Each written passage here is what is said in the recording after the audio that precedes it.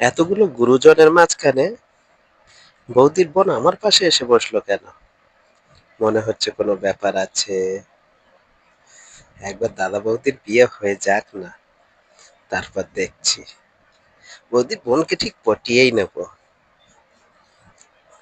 আমারও বিয়ে হবে, 8টা 10টা বাচ্চা পারবো।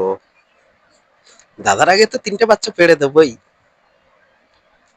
দাদা বৌদির আগে 3টে বাচ্চা ঠিক পেড়ে দেবো। কি মজা! ও বাবা রে, আমার একদম গায়ে ঠেকিয়ে বসছে রে। ওহ, কিছু একটা সেন্ট মেখেছে মনে হচ্ছে। দেখি। ওহ, সেন্টটা কি সুন্দর!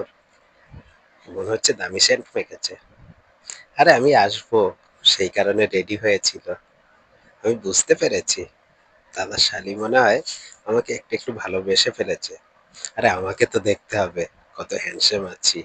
হ্যাঁ, তাহলে দাদা ওই ডেটটাই ফাইনাল হলো, ঠিক আছে? হ্যাঁ দাদা, ঠিক আছে। আপনারা যেটা বলবেন ওটাই।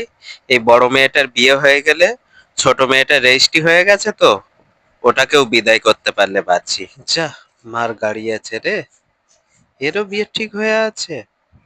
আমি আর 8টা 10টা বাচ্চা পারতে পারবো না? আমার আর কি বিয়ে হবে না? দাদা শালিটাকে এত পছন্দ হয়েছিল। হায় রে, আমার কি কপাল খারাপ রে। আগে থাকতে বুক করা দরকার ছিল রে।